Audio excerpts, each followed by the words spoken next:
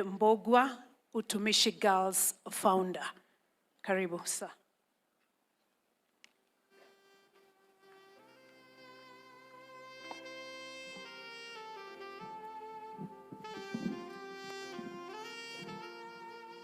The First Lady of the Republic of Kenya, Mama Rachel Ruto, the Cabinet Secretary, Minister of Education, Honorable Julius Migozi Ogamba, Her Excellency, the Governor of Nakuru County, Madam Susan Kihika, all the Honorable Senators, Honorable Members of Parliament, the Inspector General of the Kenya Police Service and the officers, and all the uniform officers present, the bereaved families and the parents and students of Utumishi Girls, the teachers and the people present who have attended this function to mourn with us. I want to take this opportunity on my own behalf, on my family, and the members of the BUM, which has already been dissolved, to convey my sincere condolences to the family, friends, relatives, and the fraternity of the Utumishi Girls. Our condolences following the death of our students who perished in this unfortunate incident. From that, I would like to say I have been seeing a lot in the social media talking about the school. They don't know how it started, but they were being told that the school was started by Edward Bogwa. That is true. I'm the one called Edward Bogwa. The school started, we started in 2018.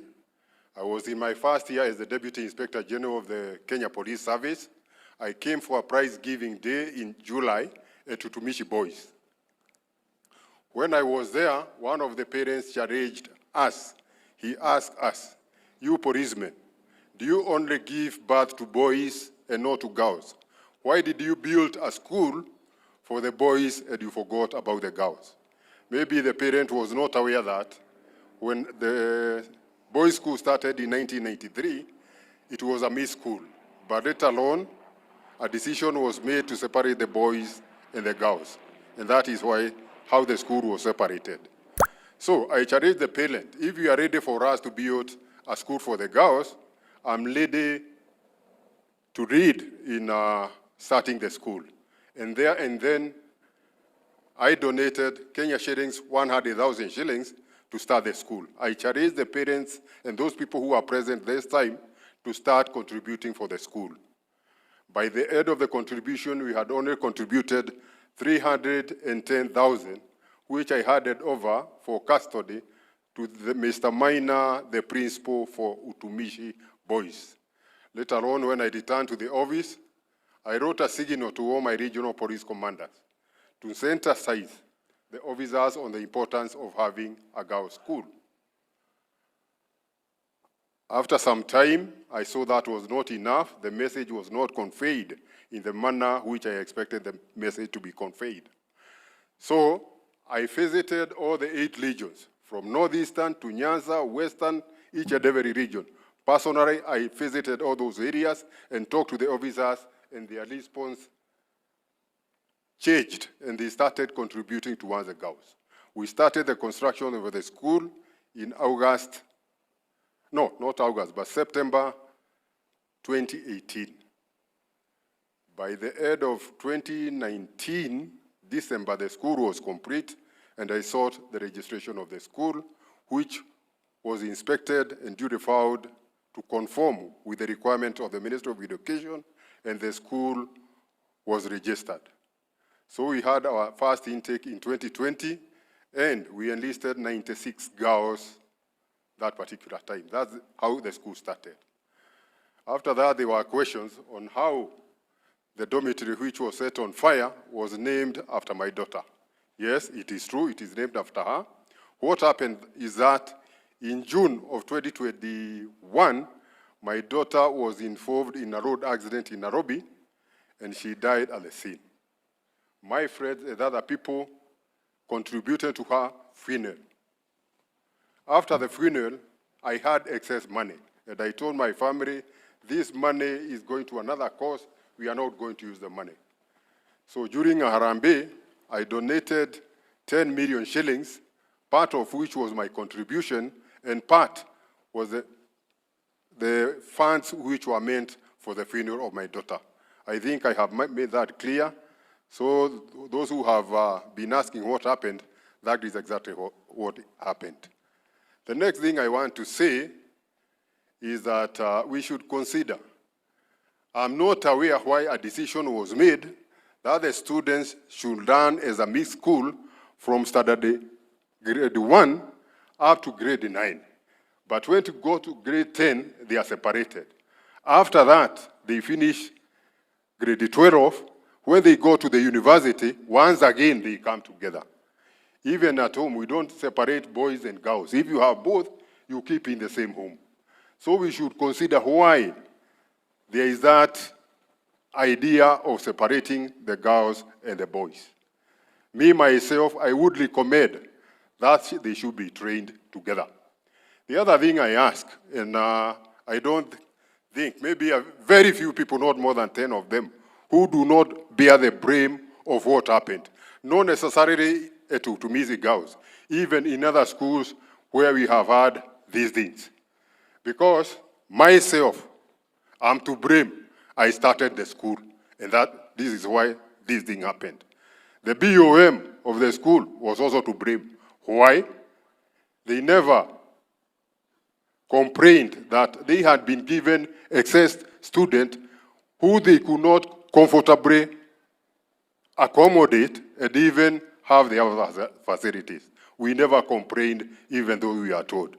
And also you, I'm challenging you, who, when you are told that there should be 100% transition from junior secondary to senior secondary, I don't think there is anybody, including our members of parliament, who petitioned the government to give them time so that we could build enough classrooms, enough dormitories to accommodate our children.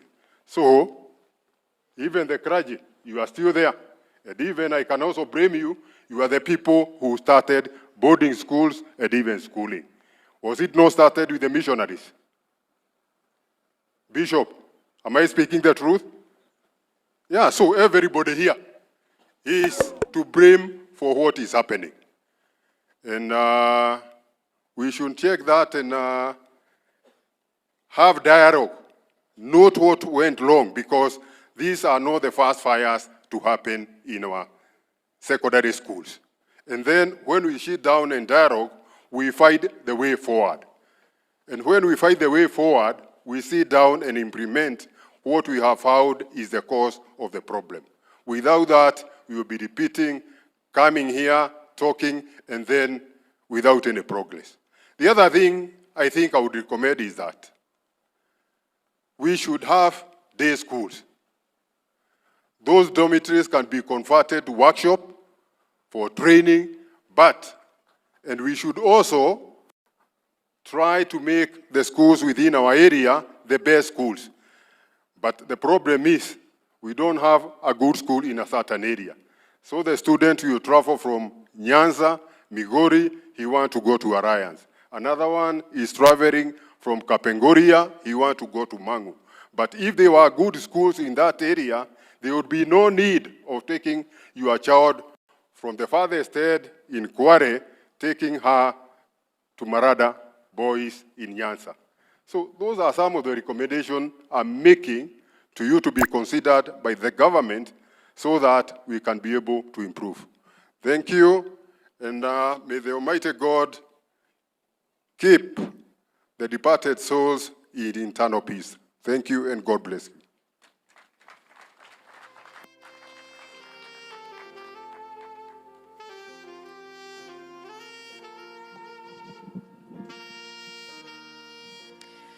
At this point, I would like to invite Bwana Eliud Lagat, the school patron, to give his remarks.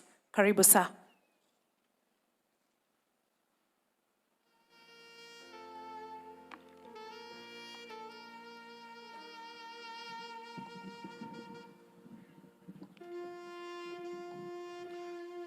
Your Excellency, First Lady, Mama Regia Ruto, Cabinet Secretary, Education, Her Excellency, the Governor, acknowledging all the protocols already established, ladies and gentlemen, mourners.